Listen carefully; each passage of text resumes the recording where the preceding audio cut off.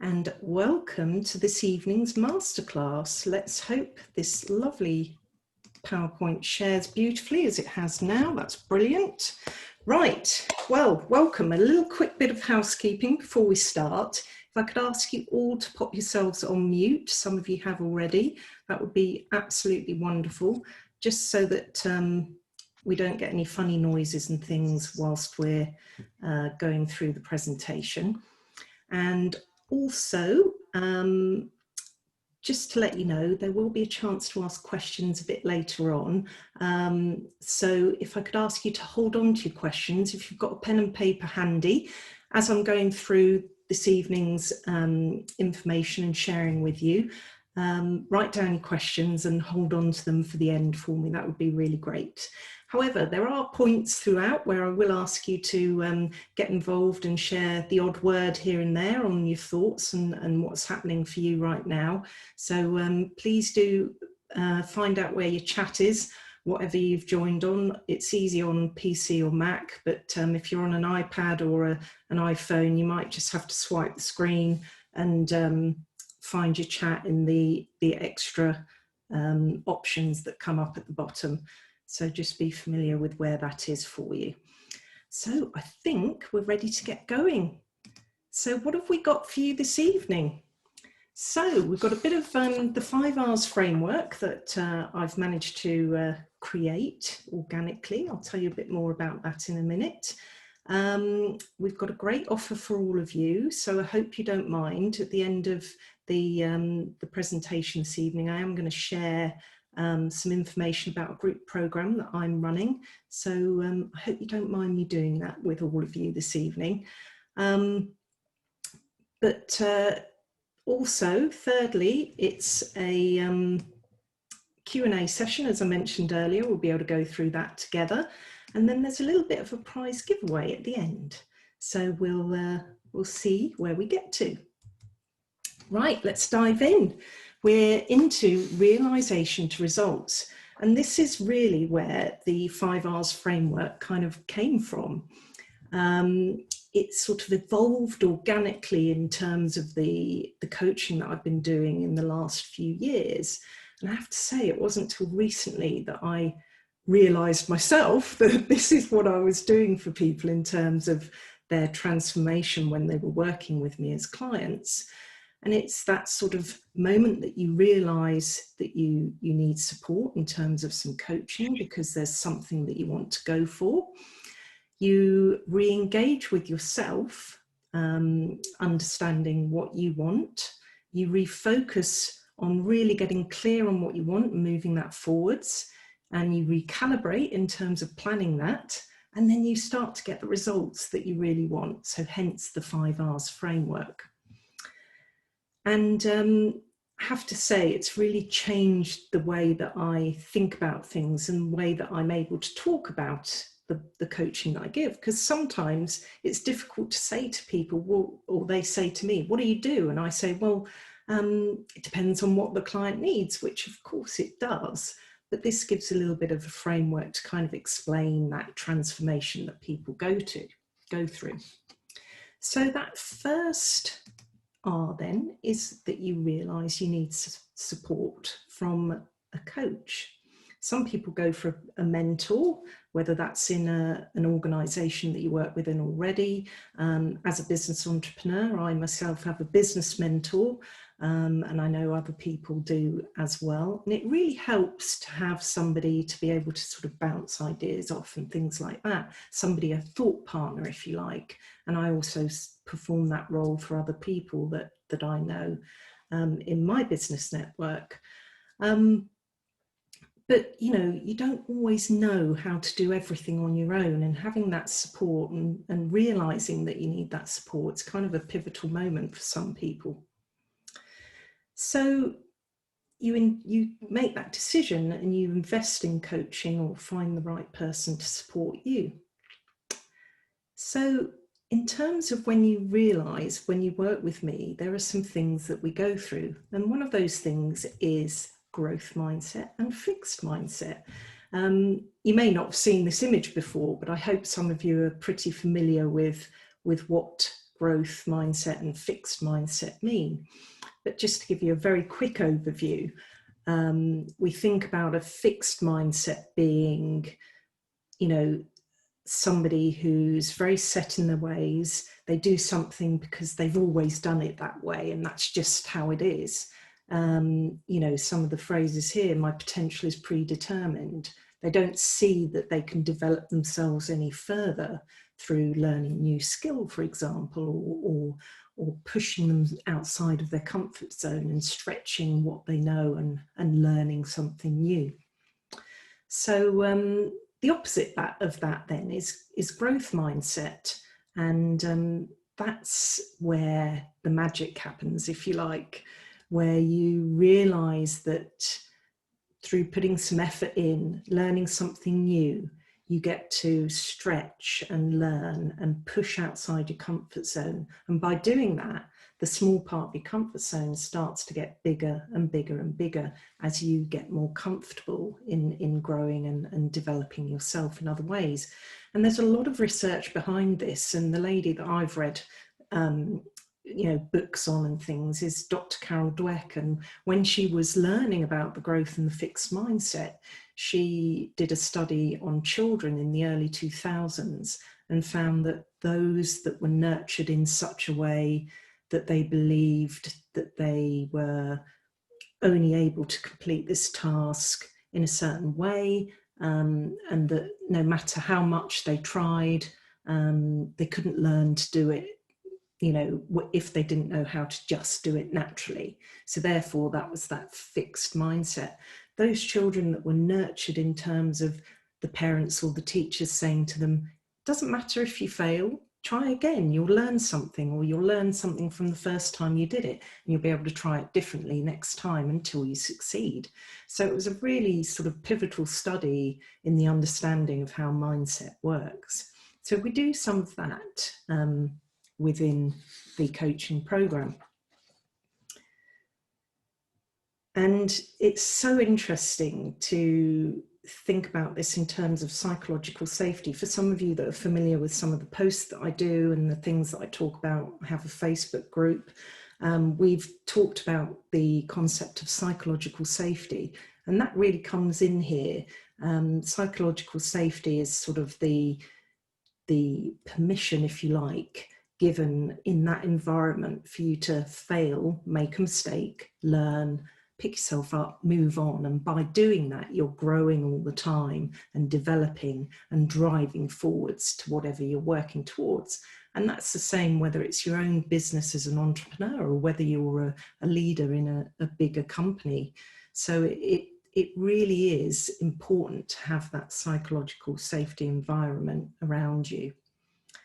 And the other thing that I talk about in realizing is something that seems to have come up a lot for me recently. I've done a couple of talks on this, is accountability.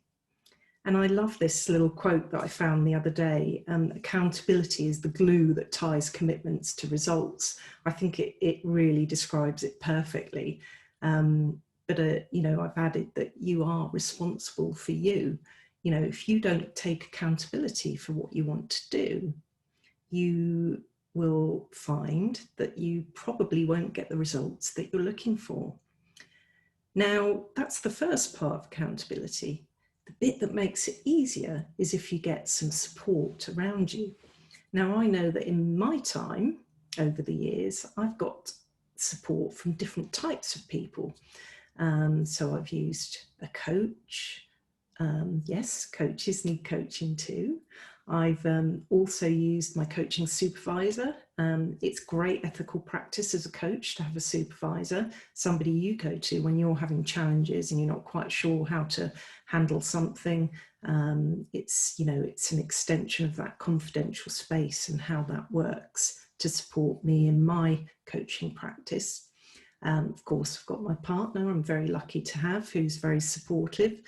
And then I've also had specific accountability partners for certain projects or tasks, and also part of an accountability group.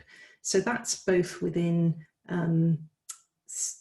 coaching programs that I've run, but also programs and masterminds that I've been part of, where we're accountable to each other, we support each other, and it really does make a difference in terms of what you're able to achieve, because they're checking in on you with your progress, how you're doing, all of that. And I have to say, it really has been critical to the success, not only for me, but for others that I've helped support, and have seen how the results have been better, because you're held to account by others, really. And I often hear myself saying, if I put it out there and somebody knows about it, they're probably going to check in at some point, so it might make me more likely to achieve it, which is really, really helpful. So have you taken time for yourself, you know, in the past to see, you know, have accountability partners, and has that helped you succeed, is what I'm trying to say, in the past?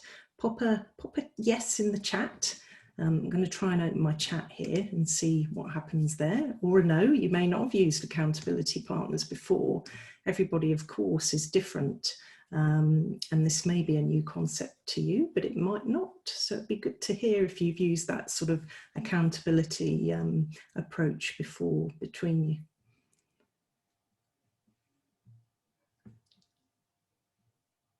All right. Yep. Thank you, Leslie. It is extremely helpful, I have to say. And yeah, like you, it's helped me move ahead much more quickly when I've used that. So Matt, it would be great. I think on the purpose program, we sort of held each other to account a little bit. So I think it's maybe how we think about it. So yeah, it's a good thing. Oh, good. And quite a few of you have. Not necessarily formally, but yes, Jen, yeah, definitely am the accountability partner to my clients, for sure. So that's the first R then, when you realise that you need support, and what you might expect if you were to work with me.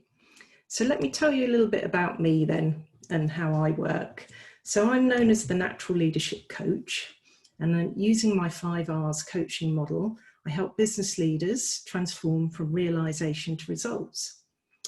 Many of you as leaders are experiencing overwhelm with priorities, distance from others in terms of, you know, how you now have to work remotely, virtually. Some of us who are business entrepreneurs work virtually anyway. However, we were used to being able to get out face-to-face and do networking, get out face-to-face and have meetings, things like that. We're not doing that anymore either. So everything's done on Zoom now, and it's all a bit sort of Zoom fatigue and all of that.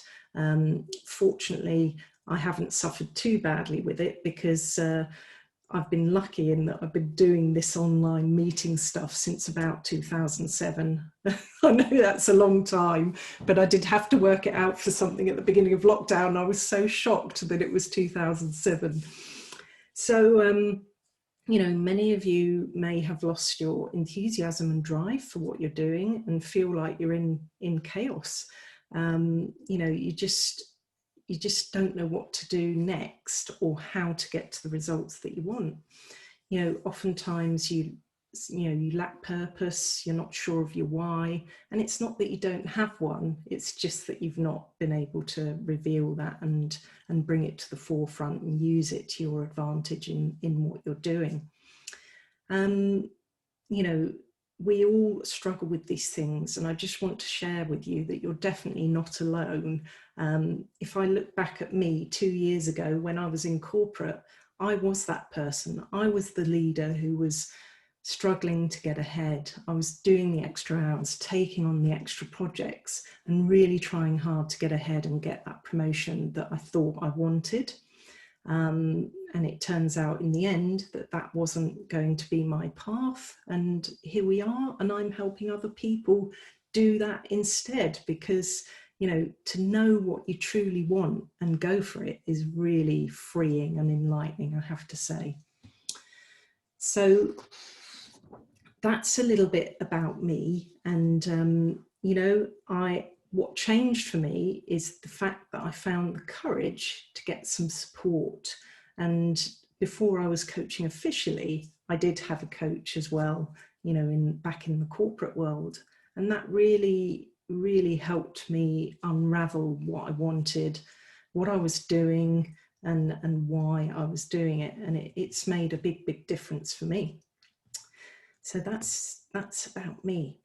So the second R then is when you re-engage with yourself. So once you've realised you need support, it's time to re-engage with you. So what does this involve? Well, within re-engage, we have a look at resilience and purpose.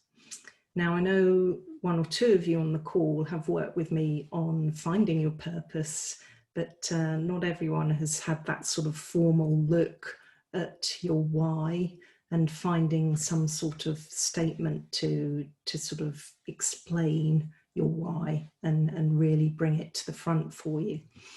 So it does change for everybody, and resilience is important, and I'll go into that a little bit first. 2020 has been hugely challenging globally for everybody, not just us as leaders, but for every single person. I can't imagine that COVID-19 hasn't touched everybody, never mind all the other terrible things that are going on in the world at the moment. So we need a bucket load of resilience, even more now than ever. And we need to know what works for us in terms of topping up that resilience. So if you're employed, you often have to deliver more even, with less. And, you know, oftentimes when you're a business entrepreneur, you're having to deliver everything yourself, especially in the first couple of years where, you know, time and money is short, and you don't yet have the money to build your empire of people around you to help you. So we're all in similar ways, having similar challenges, having to deliver an awful lot with a lot less. And that can be a lot less budget, it can be less time, it can be less people, whatever that looks like. So being able to handle it and have the right tools is really going to be helpful for you. So some of you will be familiar with this if you've worked with me before, but I like to think of resilience as a fuel tank, and you're consistently drawing on your resilience tank. And the more and more that you take, the less and less and less there's going to be in that tank. So it stands to reason that at some point, you're really going to need to top that up, hence the use of the analogy resilience tank. And I think it really helps people to understand that sort of thought process around resilience and what it means to keep topping it up. Now, there's an awful lot of resilience models out there, and the one that I've sort of pulled together from all the different things is to do with mind, body, and soul. And I've talked about all sorts of models before when I've gone to do workshops and things on resilience, but this is where I've kind of landed with it. So under the piece around mind, then we're thinking about things that look after your mindset, help you keep that positive mindset, that growth mindset that we talked about earlier. And it really is important to think about things that help support that. So I talk a lot about mindfulness. That can include, you know, meditation, visualization, mindfulness cards I've used with people before, affirmations, journaling, all sorts of things like that come into that mind section. It also includes learning, which, you know, is kind of food for the mind and keeps us energized and entertained. Body, on the other hand, we're thinking about nutrition and exercise. Now, I'd started my sort of body journey, I guess, about a year ago now, when I started my Pilates. I have a fantastic Pilates teacher who's really helped change me, and that's something that's really worked for me. And then additionally, I think it was around May time, I took on a fantastic personal trainer called Ali, and I think Ali's on the call somewhere, so hi Ali. And she's really helped transform my body shape and my mental and physical well-being. I can't tell you how much of a difference that's made for me, especially in all the sort of isolation over lockdown and things like that. So along with that as well, we've talked about the nutrition side of things, and the diet has to go with it, but I don't like to think of it as a diet. I like to think of it as a way of healthy eating and kind of changing a habit, which is really super important to try and make that kind of thing stick.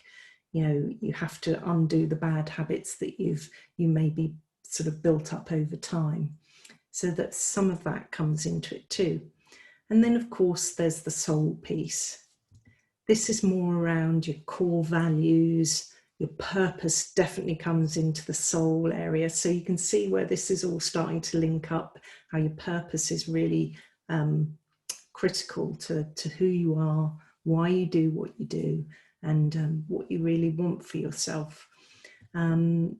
And relationships, as in nurturing relationships, those sort of, you know, in this leadership context, those business relationships as well. So it's all about how you feel in your soul and why you do what you do.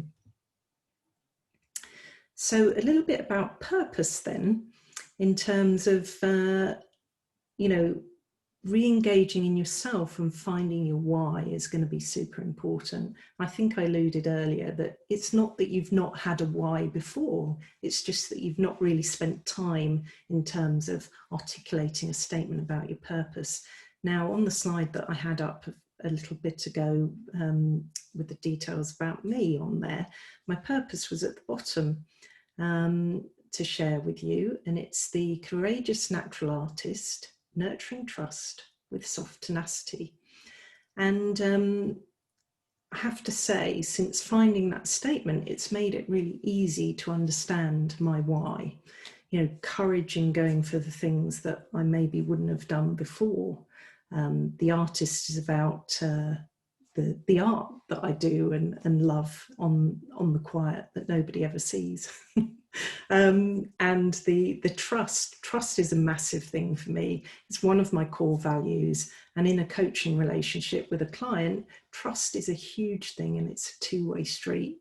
I have to trust you and that you're going to do the work and be honest and take action, and you have to trust me that I'm going to keep your confidentiality, look after you, nurture the relationship in the right way, and support you and keep you accountable, to refer back to what we were talking about earlier. So it's a really important piece. But more importantly, purpose is becoming recognised across the globe now, especially in this COVID-19 situation, as being really important for individuals, but also across massive global organisations and small, medium enterprises and much, much smaller businesses. People are beginning to see the connection and the value of purpose in that too. And the psychologist George Bonanno and colleagues carried out research in the early 2000s where they found that people who understood their purpose and organisations that understood their purpose were much, much more resilient in future challenges. So again, we've got that lovely link back to resilience there, and it makes a big difference. So knowing and leading from your purpose means that you're at an advantage, and you're able to kind of get ahead of the game and really understand your why and relate that then to the work that you're doing, whether that's for yourself or for an organisation. So now I'm going to share a couple of case studies with you about who I've worked with recently. And one of those ladies is on the call here. So a lovely lady called Jen, who's been fantastic to work with. And we connected, oh gosh, it's probably about a year ago now. And she's great fun. She's super intelligent and a fantastic copywriter, I have to say. And she's beginning to understand her worth. Now, when she came to me, she had this this piece of work that she'd been, well, she called it a professional roadblock, and I think that's probably a good way to describe it. And in fact, she's described it as her albatross, which was funnier and a better description, I think. And she just needed to get past it and get this piece of work done. And we did a session together and worked on that, and really worked on changing her mindset around it and removing the blockers around why she wasn't moving the piece of work forwards. And she needed support really to get things into perspective. And I have to say, we all need that sometimes. Having that outside perspective really makes a difference. And she's super, super good at following instructions. Well, it wasn't about instructions, but deciding that she was going to commit and take the action. And that's really why she successfully achieved the piece of work. I think we had the session on the Friday. She planned what she was going to do, and on the Monday she executed and nailed it. And not only that, the client came back and was super pleased with what she delivered. And she's got a way of dealing with this, in her own toolkit now, to be able to move this forwards next time if she ever has that sort of problem again. So really, really chuffed for her, and hope we get to work together again at some point. Next lady is one of the senior leaders in the NHS, and she's a fantastic lady who has this amazing ability to transform herself, and she's just making such huge progress. We're continuing to work together, and she's just great fun, super intelligent, and is a really excellent wellbeing specialist. And now, through working with me and working through the limiting beliefs that she held, she's been able to move past what had been holding her back for a very, very long time. And, the sort of biggest aha moment for this lady is that she now knows she's more than enough. I talked about the affirmations earlier, when thinking about mindfulness. And one of those things that you can do is give yourself affirmations, give yourself permission to do things. And one of those things is that, we are enough. There's so much going on in the world, and handling all of that takes an awful lot. So all of the little things we can give ourselves extra, including those affirmations, are really going to help. So this lady needs to be super, super proud of what she's achieved so far. And I know I've played a small part in that, but again, she made the commitment, she did the work, and this is where she is now. So super, super excited as to where that might go next. Okay, back to the R's. The third R then is refocus. And this is refocusing really on what you want.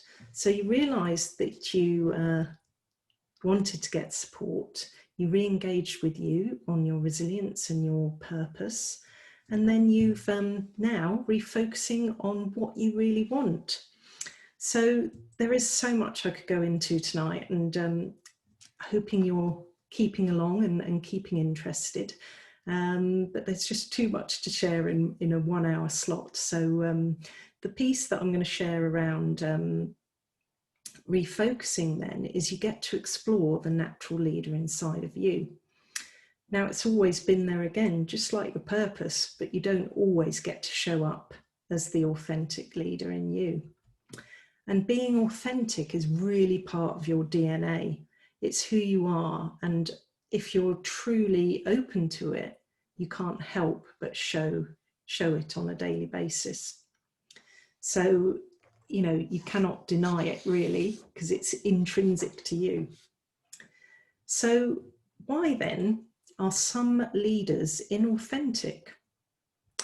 Now, I've got lots of ideas about what I think an inauthentic leader looks like, but I'd love to hear some of your thoughts quick on the chat. If you want to pop in, what are some of the traits that you see in inauthentic leaders that make you cringe, or that you've seen bad sort of, you know, exhibits of behavior, whatever it might be? Just pop those in the chat. So yeah, micromanaging, yeah, and lack of trust with those that you're leading. That's a really good one, Jen. Excuse me, slurping there, apologies. Yeah, control issues, that's a really good one, Layla, thank you. It is a really interesting dilemma, that one. And yep, introverts exhibiting extrovert rehearsed behaviors. Yeah, Esther, that's such a big one.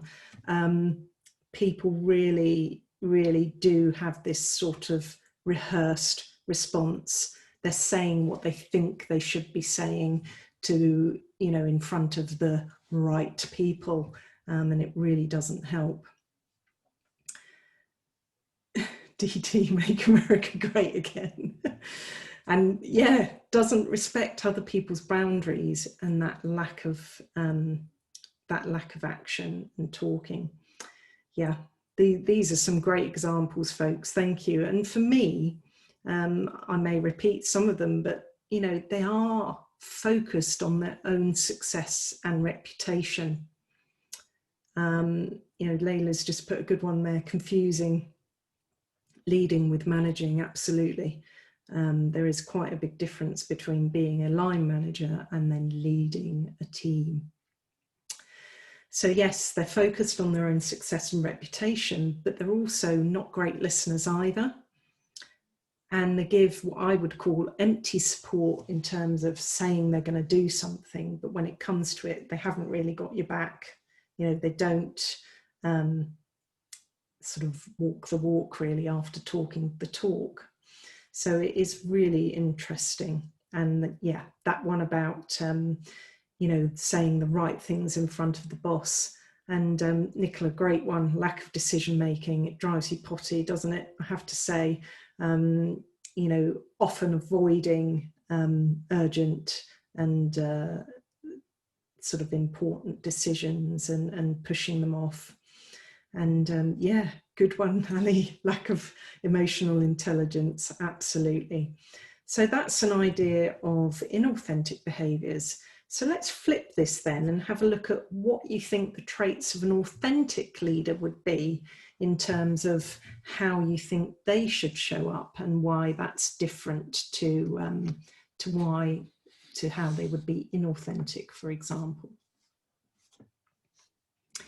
Yeah, open to ideas, absolutely. In fact, they encourage it. And bringing your true self to work, absolutely, Esther. Being able to show up as your true self is so, so important. And being honest about what they don't know, absolutely. You know, you should really surround yourself with people who support you and sort of complete you and make a whole team, not a load of minions that are just like you. That's not going to help anybody, and there'll still be major gaps in the team. And you know, it really won't help all of you drive forwards.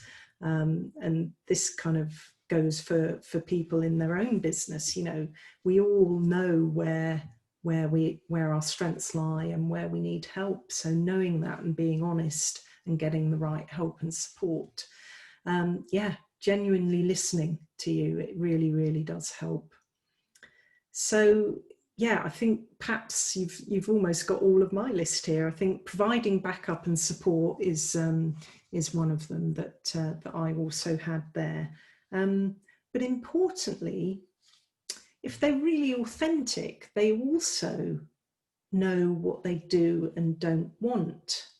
And that can sometimes mean that they suddenly realize that they're not in the right role for them, or, you know, you've opened a business and you realize it's not really what you wanted. You know, you have the opportunity to change that. And just having a look at Layla's comment here, clear the path for people to travel along their journey, helping and support them when the obstacles come. So yeah, that's a really good one, Layla. I have to say, being able to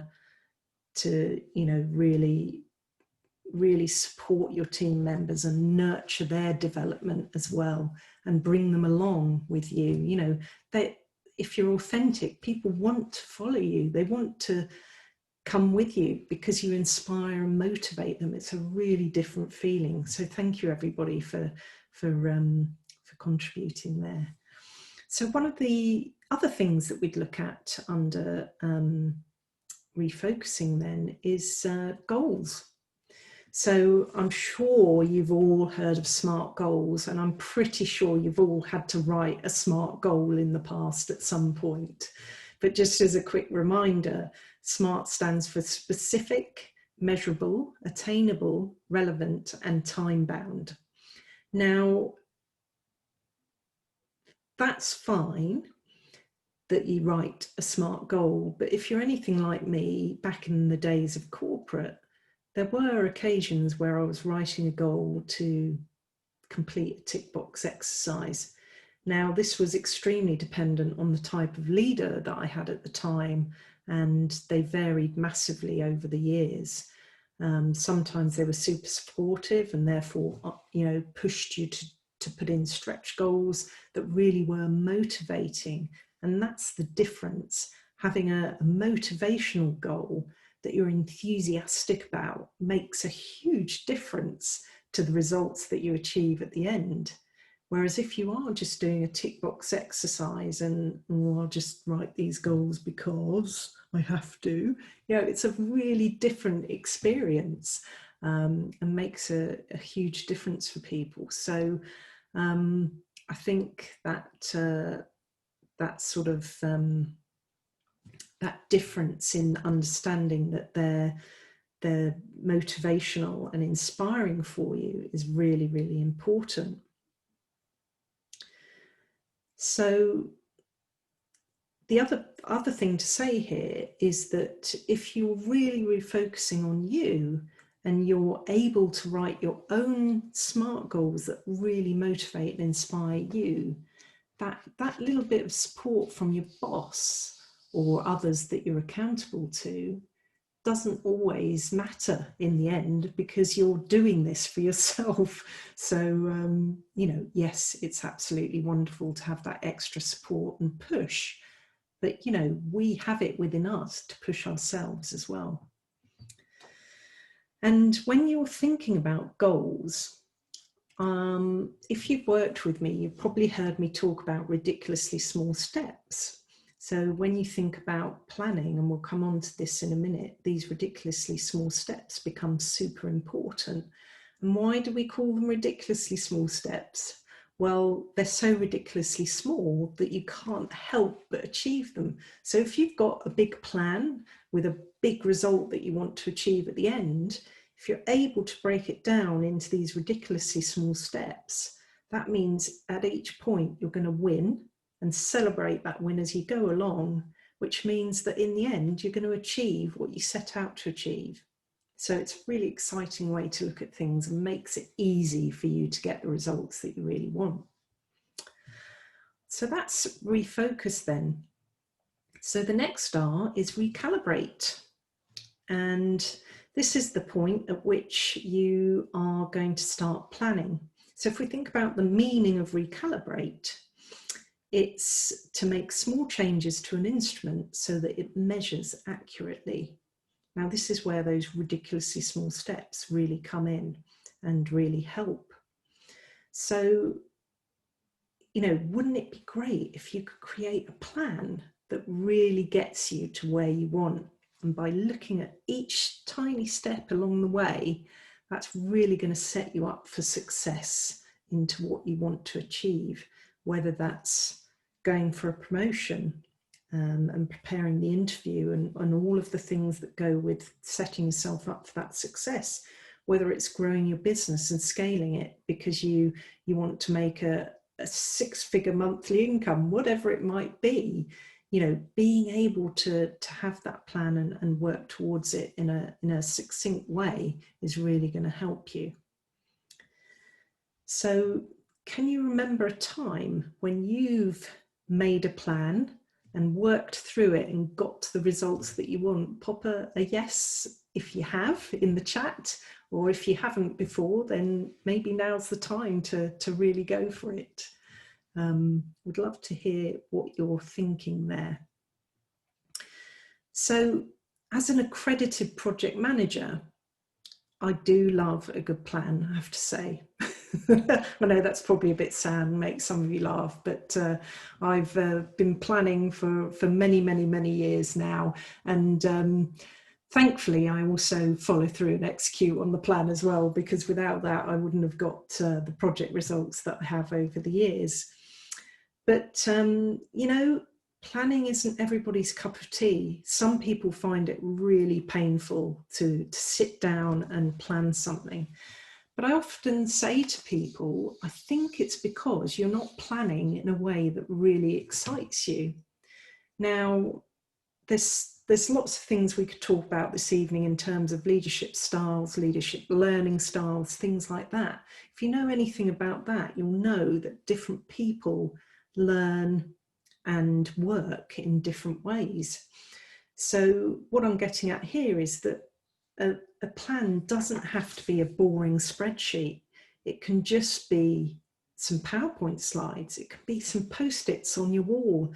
It can be Team Gantt I've used, MS Project. There's so many different ways to do it. And I was just going to show you very quickly this. You don't need to look at the detail, but this is a plan that I did recently, and it's a picture.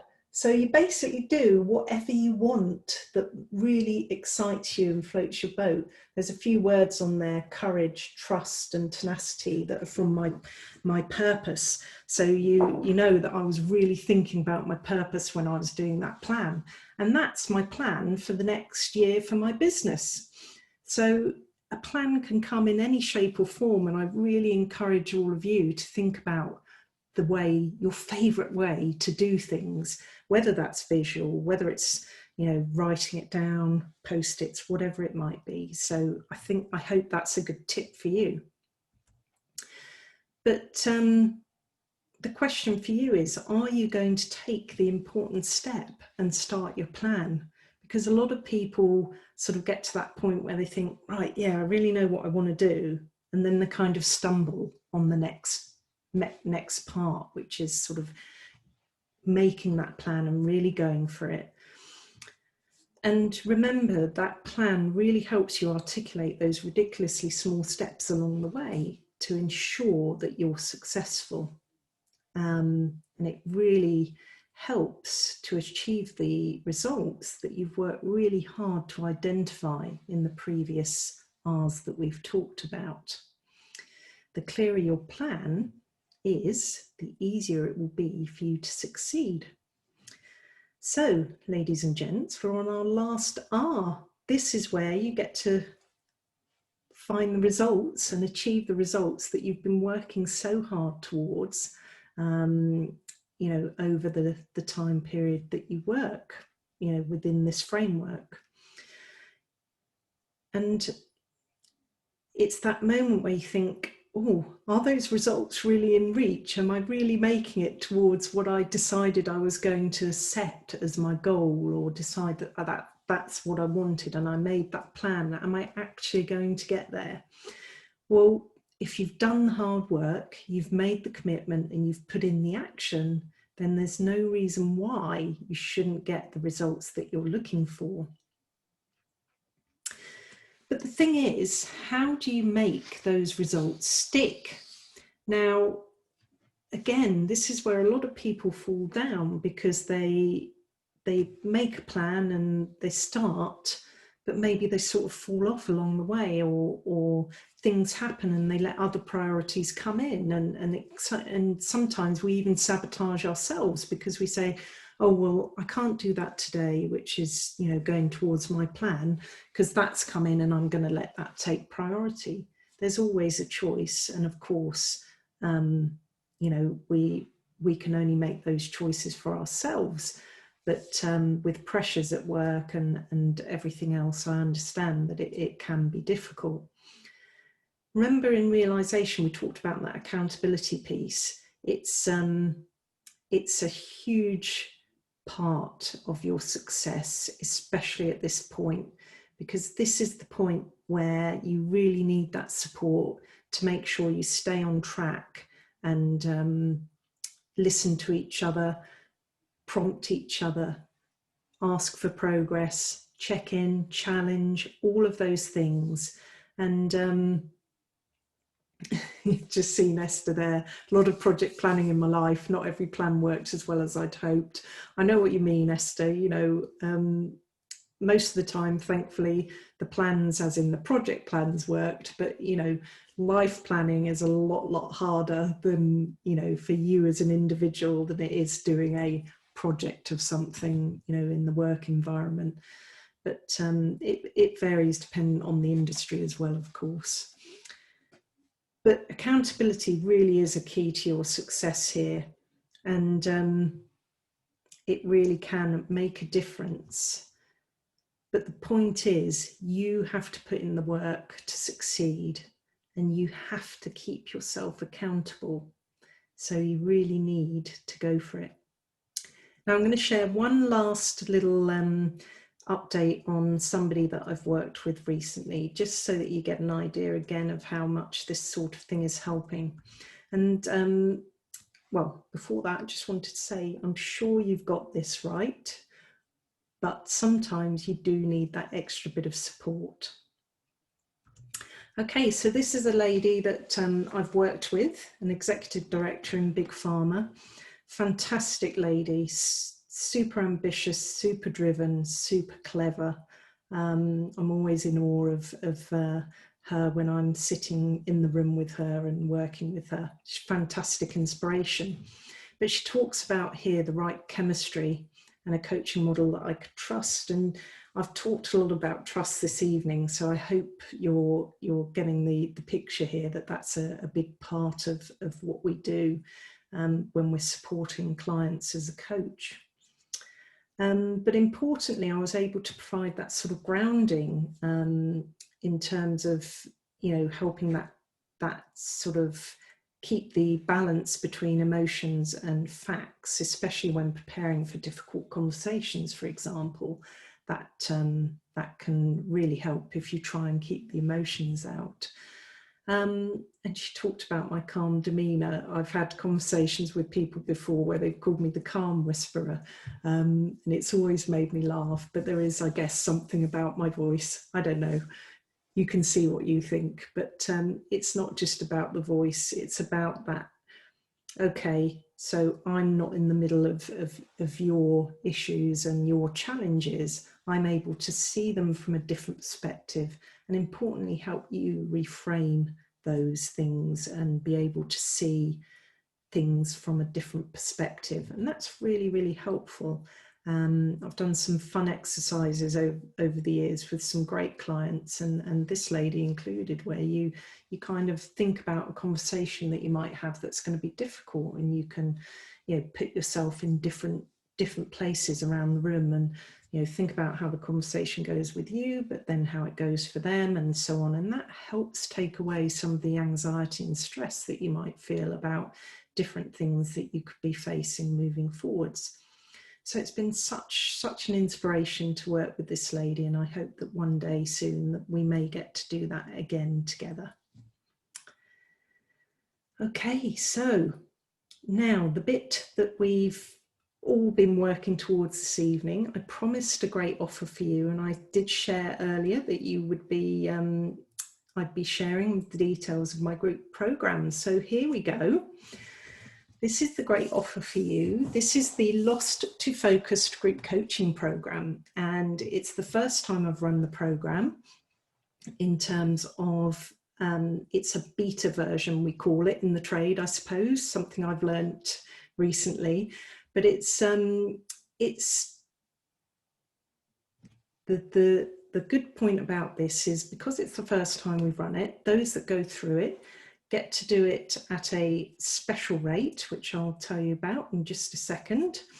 But you get to help shape the program as well. Of course, the program's ready and the framework is there and all of the things we're going to be doing, but we'll be working to see what what else is helpful for you as a leader? What else would you like to see in the program? What wasn't so helpful? That sort of thing will be really great to learn along the way. But the important thing is you're going to learn masses about yourself in this program and be able to understand what it is that you want as a leader to, and work from realizing what you want and being a bit lost to getting that focus and those results that you really, really want.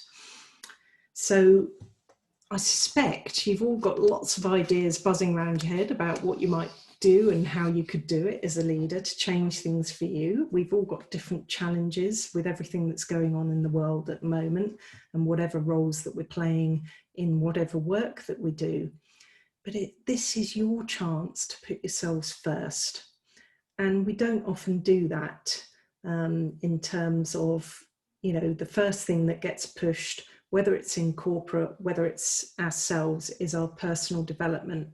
And I have to say this year, I've invested a huge amount in my own personal development because I've realized that without doing that, I'm not going to keep progressing forwards. And it's made a big difference for me. And I hope it can make a big difference for you too. So who is lost focus for then?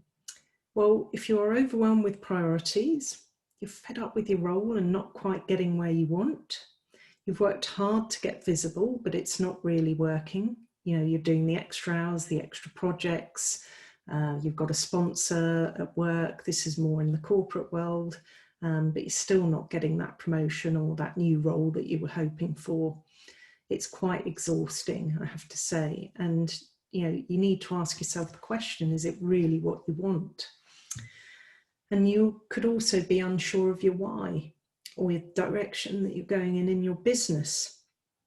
Or you could just not be sure where you need to get help and support to move yourself forward.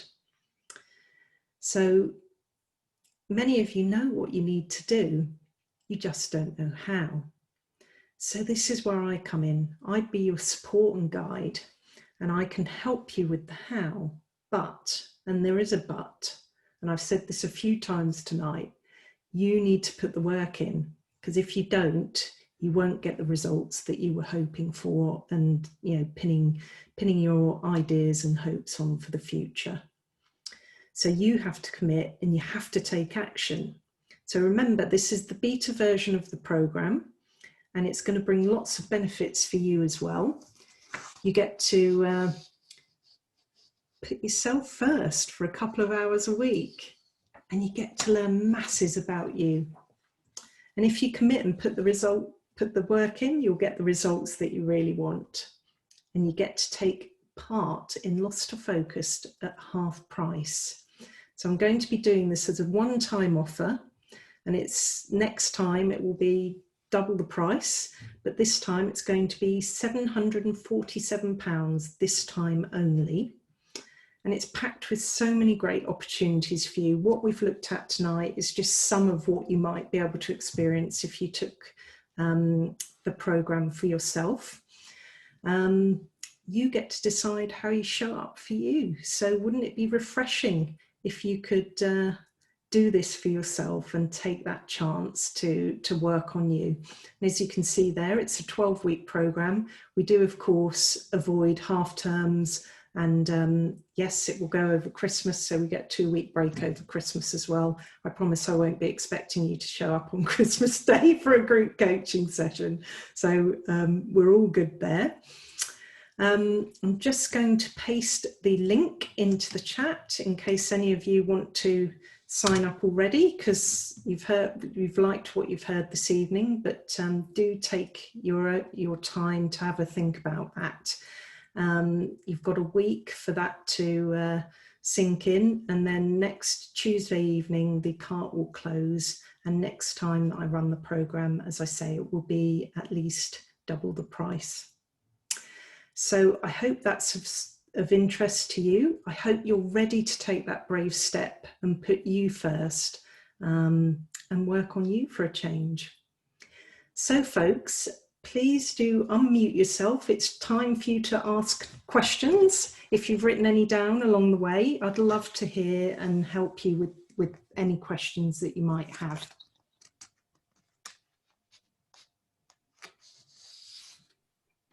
Thanks, Paula. I go first. So you got me thinking about purpose, right? And the question that I wanted to ask you is about how do you balance your own purpose and other individuals' purposes within a group?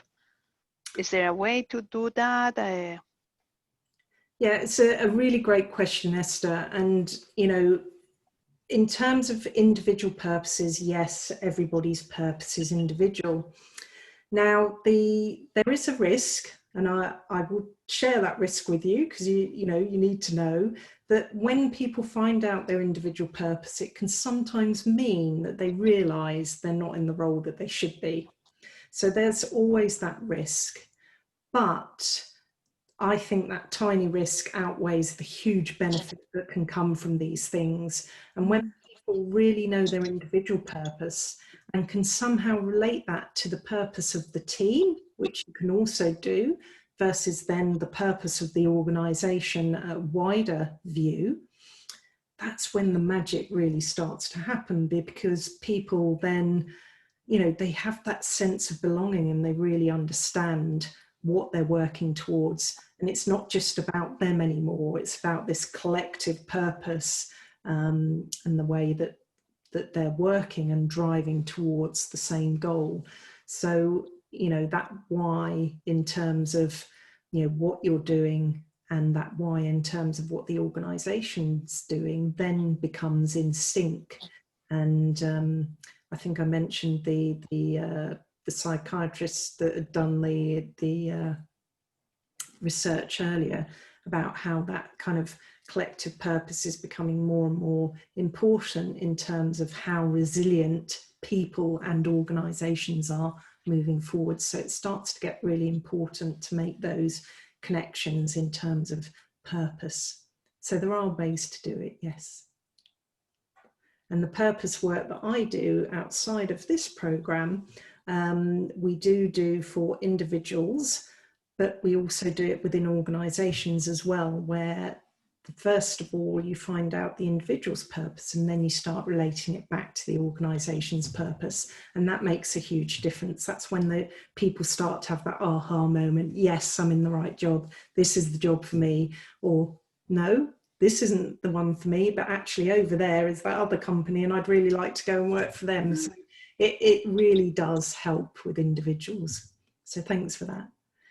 Anyone else got any questions? I stunned you all into silence. No problem.